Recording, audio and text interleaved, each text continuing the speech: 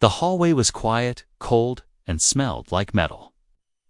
Jake Mercer walked with his hands in his pockets, eyes scanning the alien signs on the walls. It was his first day aboard the Zarathian, a joint Earth-Trell research vessel flying near the edge of the known galaxy. He had read the mission files, watched the training vids, and passed every test. But nothing prepared him for working side by side with the Trell. Especially not Lieutenant Risha. She stood at the front of the briefing room when he entered, tall, silver-scaled, with piercing violet eyes that could freeze fire. Her body language was stiff, her arms folded, and her tail slowly curled and uncurled behind her. Jake offered a polite nod. "Lieutenant Risha." "I'm Ensign Mercer, human." "Liaison, good to meet you." She didn't return the greeting, just stared, analyzing him like a problem to be solved. Then she spoke in a voice, smooth like ice on glass. "You're late by 22 seconds, human." Jake blinked, then gave a half smile. "Traffic." No laugh, not even a twitch of amusement. Risha turned and tapped the control screen behind her. Bringing up the ship's mission overview, the walls lit up with star charts, energy graphs, and crew profiles. As she explained the mission, parameters surveying a dying sun system, collecting data from ancient satellites, avoiding contact with potential pirate activity, Jake tried to focus, but her voice was so sharp and fast. He struggled to keep up. Finally, she paused and looked at him. "You understand your role?" "Yes, Jake." Nodded. "Yes, Lieutenant. Pretty much the same as my last assignment on the Pale Dawn. I worked closely with Commander Shiala. She was also crash." A deafening smash cut through the room. Risha's arms slammed straight through the control panel. Metal cracked, sparks shot out. The lights flickered. Jake jumped back. "Whoa. What the hell?" Risha's eyes burned. Her voice hissed low and dark. "Do not say that name again." The room went quiet, completely still. Only the low hum of the damaged panel filled the silence. Jake slowly stepped back, hands raised. Okay. I didn't mean anything by it. She was good at her job, that's all." Risha pulled her clawed hand out from the shattered console. Blood trickled down her silver-scaled fingers, but she didn't seem to notice or care. Her breathing was heavy, like she had just run a marathon. Jake looked around, half expecting security to burst in, but no one came. This ship was too far out, too isolated, and she was in command. After a long pause, Risha spoke again, this time slower. Each word pressed like a blade. "Leave the room, Ensign." Jake hesitated, then nodded and turned to walk out. But his mind was racing. What just happened? Who was Shiala to her? And why did that one name spark so much rage? Outside in the hallway, the lights were dim and flickering from the damage. Jake leaned against the wall and let out a slow breath. "Well, this is going to be fun," he muttered to himself. He opened his datapad and started searching. Not for mission logs, but for any records about a Trell female officer named Shiala. He needed answers, because if Risha could destroy a control panel over just a name, then something far deeper was going on aboard this ship. Later that day, the ship's engineer passed by and grumbled about the broken console. "Damn aliens and their moods," he muttered. Jake didn't reply. Instead, he stared at the sealed door of the briefing room, wondering what was going through Risha's mind. She had looked more than angry. She had looked hurt. The mission had barely begun, and already something wasn't right. There were secrets behind her eyes. And Jake knew he had to be careful, not just for the mission, but for himself. The stars outside blinked cold and silent as the Zarathian moved deeper into space. But inside the ship, tension had already reached boiling point. And it all started with one name, Shiala. The hallway outside the control room was colder than before, or maybe it just felt that way to Jake. He couldn't stop thinking about Risha's face when she broke the panel. Not just the anger, but something else, something raw, something painful. He returned to his cabin and sat on the small metal bed. The lights hummed softly above, and the ship's gentle vibrations rolled under his boots. Jake opened his datapad again, scrolling through military files, public records, and old mission logs. He didn't know why he was digging this deep for a name he wasn't supposed to say, but something inside him needed to know. The search gave him nothing at first, just a few redacted pages and one blurry image. It was her, the same Silver. Scales, same glowing eyes, but the face was different. Softer, warmer. Her name was there to Commander Shiala. Kia, 3 years ago, classified circumstances. He leaned back and whispered. She wasn't just another officer, was she? The next day, Jake kept his head low during operations. Risha didn't speak to him. She stood in silence during scans, her movements sharp and calculated. She didn't look at him, didn't even acknowledge his presence. But Jake could feel something heavy in the air between them. It wasn't just tension, it was grief. And it was old. Later, when the crew went on break rotation, Jake stayed behind. He made sure the room was empty before stepping toward the navigation console. He ran a hidden line of code into the system, not to hack, just to peek. He wanted to know what Risha was hiding so badly that she lost control over one simple name. What he found was a private memory archive, locked behind a Trell encryption code, but even the lock name gave something away. It was labeled Lara Shiala, not Commander, not enemy, but Lara, a family name maybe, or a personal one. Jake didn't try to open the file. He wasn't here to break Risha's trust, but he knew now Shiala was more than a colleague to her. Possibly a sister, possibly something even deeper. Risha hadn't been angry, not truly. She had been protecting a wound that never healed. KSC left the console and turned the lights off. He found her waiting just outside the room. Her arms were folded, her tail still, her eyes locked on his datapad. "You searched for her," she said quietly. Not a question, a fact. Jake didn't lie. "Yes, I did." There was a long pause. Then Risha stepped closer, her voice low. "What did you find?" He handed the pad over, letting her see the open profile, the picture, the redacted lines. She didn't take it. Just looked at the screen and blinked slowly. "She was my blood," she said at last. My younger clutchmate Jake didn't speak, just stood and listened.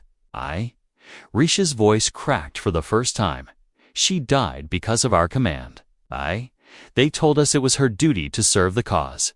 They told us we couldn't question orders. But I did, and they punished me for it."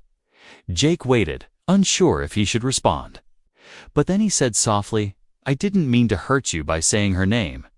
Risha nodded once, but her jaw clenched. "The pain is not yours to carry, human. But the memory is not yours to erase either." Then she turned and walked away, tail swaying slowly behind her. Jake stood alone in the hallway, feeling the ship vibrate through the soles of his boots. In that moment, he understood something clearly. Risha wasn't just a warrior or a commander. She was a sister who had never gotten to say goodbye. And whatever this mission really was, it was tied to that pain, that name, that silence.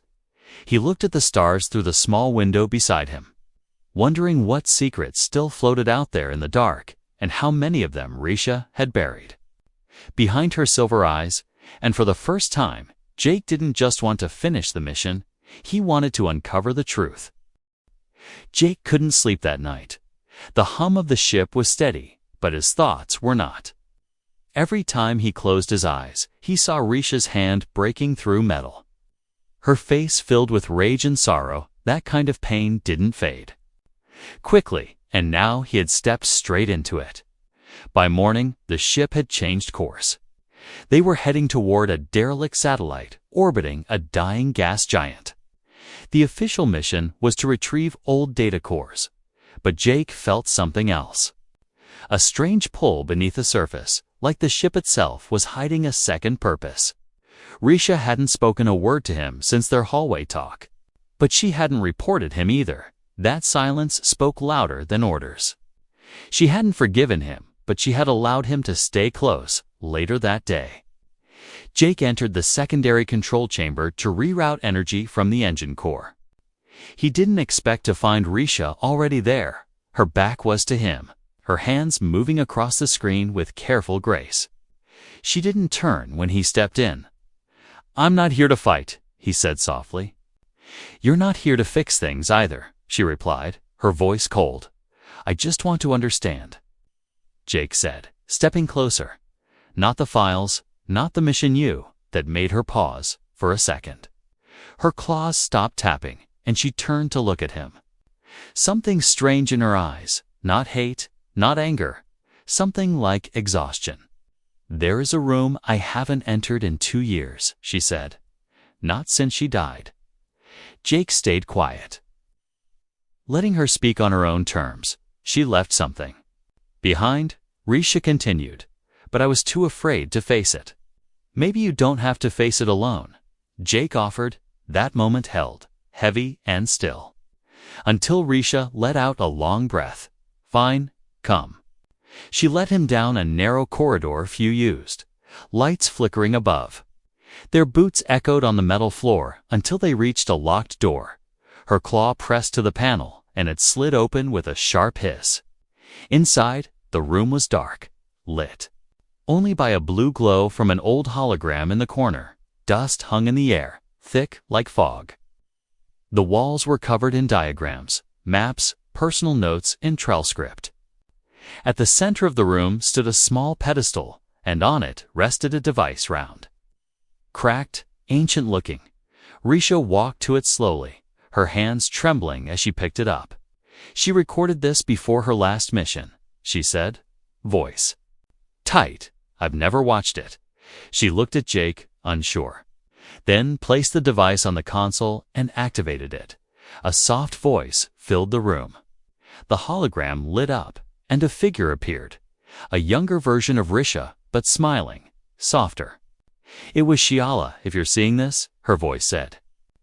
"Then I didn't make it back." Risha turned away, her eyes glassy, her shoulders stiff. "I followed the orders," the message continued, "but I don't believe them anymore. There's something wrong at the top. They're hiding the truth. If I disappear, promise me someone will keep looking." The message ended. Silence falling like a heavy blanket. Jake stepped forward, but Risha held up a hand. "No," she whispered. "Don't say anything." She stood there for a long time, her claws digging into her palm, then finally turned to Jake. "Now you know. Now you see why I smashed the panel, why I snapped at her name." Jake nodded. Slowly, "She wasn't just your sister. She was your truth." Risha looked at him, and for the first time since they met, there was no tension in her face, no walls, just pain, and something like trust. Small but growing, she was everything. She said quietly, "And I'm going to finish what she started." Jake looked at the hologram one last time, then back at Risha. "Then I'm with you." Outside, the stars moved quietly, unaware of the promise made in that forgotten room, but deep within the ship, something had changed. The past was no longer buried, and the mission was no longer just a job. It was now personal. Risha didn't return to her quarters after showing Jake the recording. Instead, she spent the night in the ship's observatory. Sitting in silence beneath a curved glass dome, thousands of stars burned quietly above her. But her thoughts were buried in a flame that died 2 years ago. She hadn't planned to show him that memory. She didn't even know why she allowed it. Maybe it was because he didn't flinch, didn't question her pain. He just listened, like her sister used to. Jake didn't sleep either. His mind kept turning back to Shiala's message. Something was wrong with this mission, and now he had proof. The survey route, the ship's strange detour, the classified files, it all fit together like a twisted puzzle. By morning, the ship neared the orbit of the broken satellite. The gas giant below them spun slowly, covered In swirling clouds of green and gold, it was beautiful, but the air on the bridge was sharp with tension. Risha stood at the console with her hands behind her back, her usual posture, but Jake noticed her eyes flicker now and then toward him. Something was different. The captain's voice echoed through the intercom. "Prepare a two-person scout team. We've detected energy signatures inside the satellite ruins. Could be old tech or something still alive." Risha turned to Jake without hesitation. "You're coming with me," he nodded. No questions, no protest. Not this time. They suited up quickly, armor sealed, helmets clipped tight. The shuttle launch was quiet. Smooth, the stars faded as they entered the satellite's magnetic shell. Static danced across their screens as they docked with a torn hangar bay, full of floating debris and silent machines. Inside, the corridors were dark, filled with the sound of their own breathing. Flashlights cut through the black, landing on broken doors and shattered glass. Every step echoed like a ghost walking beside them. Jake checked his scanner. Something's still running power here. Risha tapped the wall console, and a map appeared, fragmented but readable. She stared at it for a long time before whispering, "This is one of the old Trell science outposts. My sister served near here before she was reassigned." Jake's hand tensed on his rifle. "You think they brought her here?" She mentioned a hidden lab in her last message. Risha said, "Maybe this is it." They moved deeper into the station, crossing collapsed hallways and melted doors. Something bad had happened here long ago. Scorch marks on the walls, claw marks on the floor, a frozen pool of dried blood that never fully thawed. Then they found it a sealed room with the Trell crest scratched out above it. A heavy lock blinked red on the access panel. Jake stepped forward to hack it, but Risha stopped him. Her claws trembled slightly as she placed them against the scanner. The door clicked open with a loud hiss. Inside, the air was cold and dry. Cabinets lined the walls, filled with old recordings, samples, and weapons long forgotten. But what drew their attention was the center of the room, a pod half open, lights flickering inside, and deep scratch marks on the inner glass like something had tried to claw its way out. Risha stepped close, her voice a whisper. This was hers. Jake checked the control panel, dust sliding off the screen. It was deactivated 2 years ago.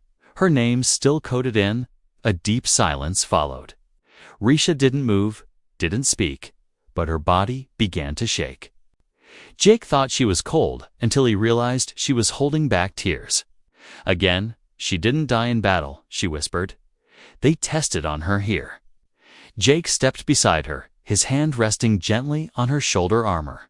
"We bring this back," we showed the truth. But before they could move, the lights flickered red. A warning signal buzzed through the floor, and the door behind them slammed shut. Jake raised his weapon. "What the hell is that?"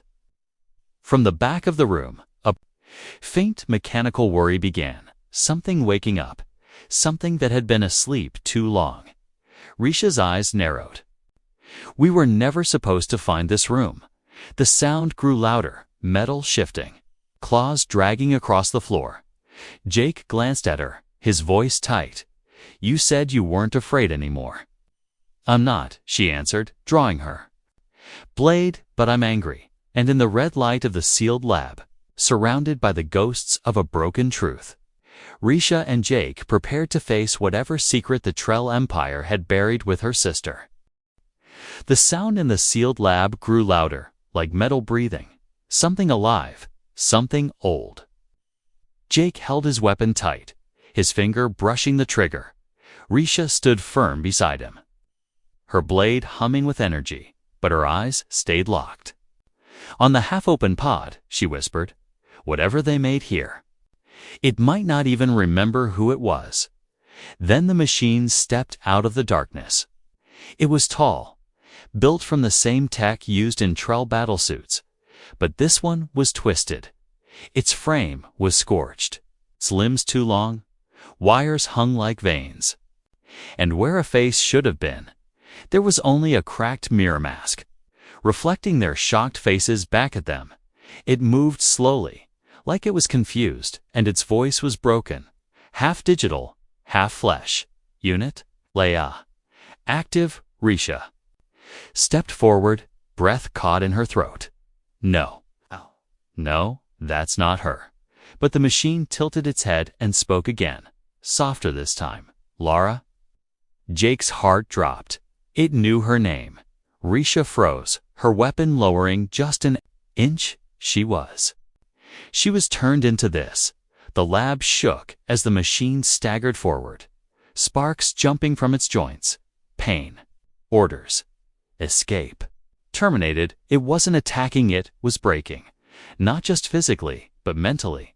Risha stepped closer, trembling, her voice shaking. Shiala. If there's any part of you left in there. The machine's arm twitched, and its body suddenly dropped to one knee. Metal groaning under its own weight, it looked up again, and something flickered behind the mask light. Maybe memory, promise.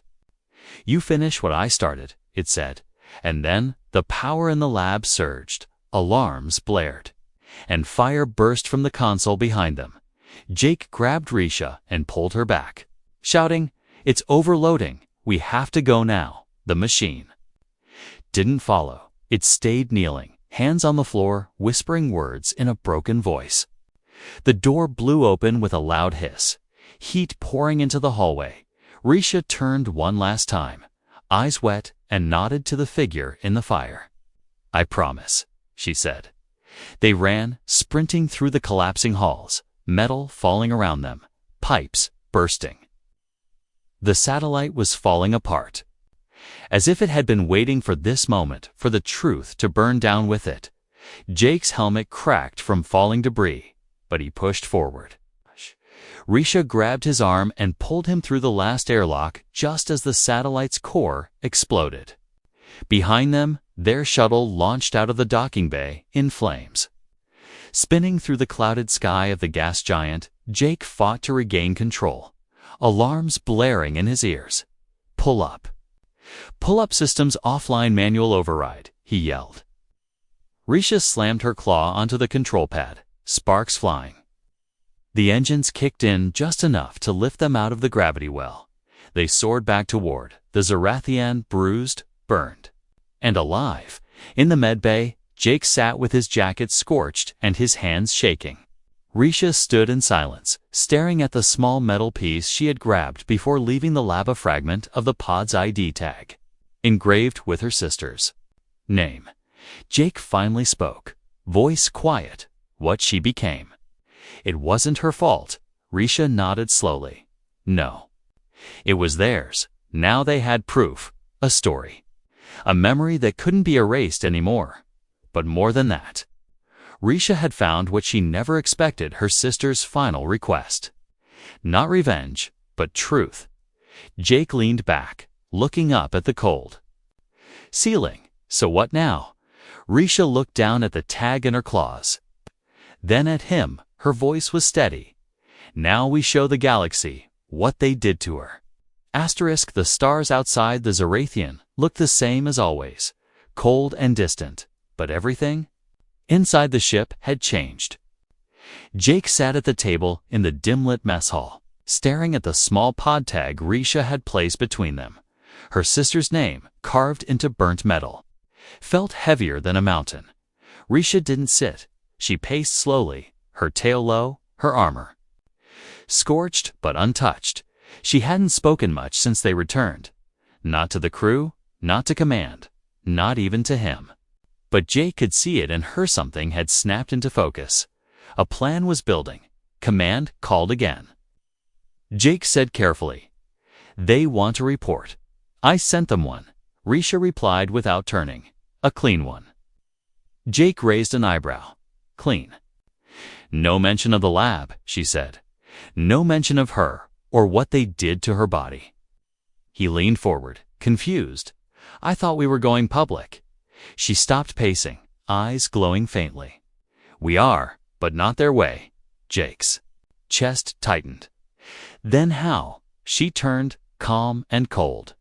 We steal the backup core. He blinked. That's suicide, Risha. The core is locked in the command vault. Behind 10 layers of military encryption, even if we get to it, they'll... No, they already know. She said, her voice low, they're watching. They're waiting to see what I'll do. That's why the captain hasn't pressed me about the destroyed satellite. They're scared of the truth leaking out. That's our only advantage, Jake.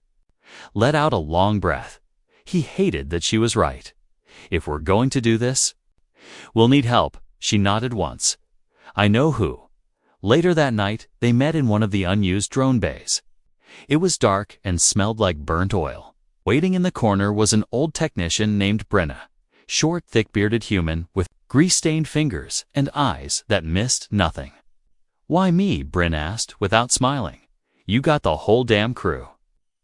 And you come to the guy who's been written up 5 times for hacking food rations? Risha stepped forward and placed the pod tag in his palm.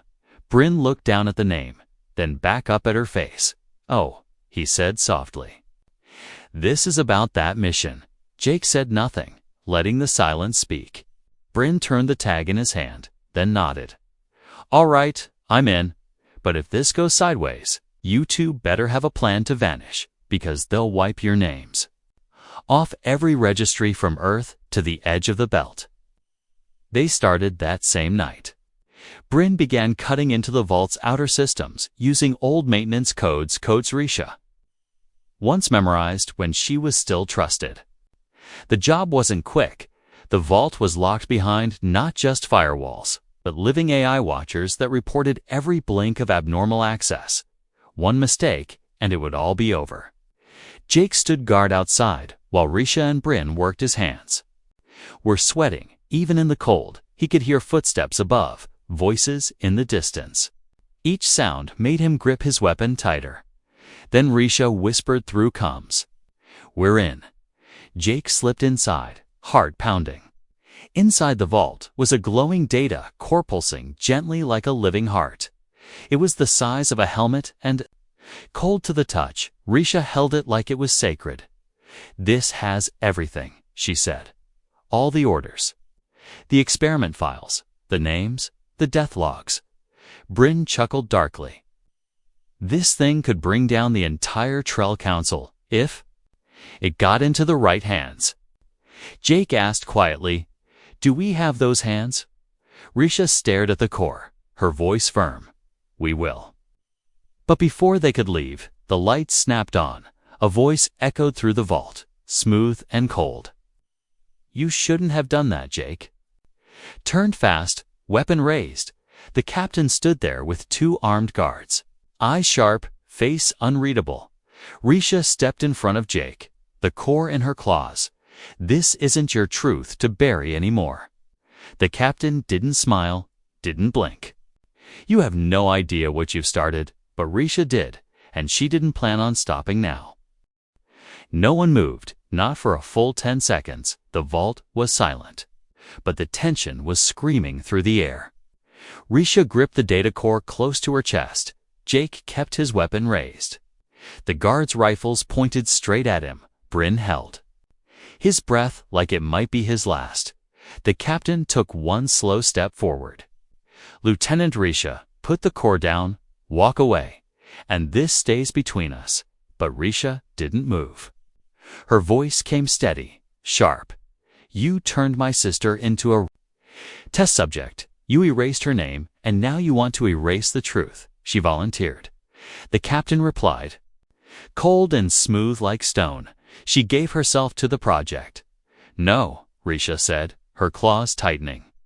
She trusted you, and you broke her. One of the guards flinched, just for a second. That was all Jake needed. He fired, not to kill. Just a blind flash round, direct hit. The vault exploded into chaos. Bryn ducked and rolled behind a supply case. Risha dashed through the side hallway with the core. Jake stayed behind just long enough to knock out the second guard with the butt of his rifle, then ran after her. The captain shouted orders through the smoke. But it was too late. They were gone. Down the cargo tunnels, through frozen maintenance shafts, over the external walkway where the stars glowed like fireflies in the black. Risha didn't slow down, not even when blood dripped from her shoulder. Not even when Jake shouted for her to wait. They reached the emergency launch pod. Bryn was already inside, powering it up. This thing's old. Barely flies, no weapons. No shields, but it'll get you out of range if I flood the engines. Jake looked at him. You're not coming. Bryn smiled sadly. I'm not fast enough anymore. Risha grabbed his hand and squeezed it once. Thank you. Then she climbed in. Jake followed. The doors hissed shut. Bryn's voice crackled through the speaker. Go show the galaxy what truth really looks like. The pod launched. It spun into the void. No course, no escort, no map. Just two fugitives and one glowing piece of evidence. That could destroy an empire. Behind them, alarms blared on the Zorathian fighters launched. But Risha had already hacked the signal codice just enough to cloak the pod's trail for 20 seconds. They vanished into the black. Inside the pod, Jake finally let himself breathe. He looked over at Risha, still clutching the core like it. Was part of her soul, you sure about this? He asked. She nodded slowly. I'm not a soldier anymore. Jake tilted his head. Then what are you? She turned to face him, her voice quiet but full of fire. I'm a witness. They didn't know where they'd end up. Earth, a neutral colony. Maybe some outlaw media station willing to broadcast the core to every screen in the galaxy. But they knew one thing: someone out there would listen, and someone out there would finally say her name, Shiala. Not as a weapon, not as a ghost, but as the sister who refused to stay silent.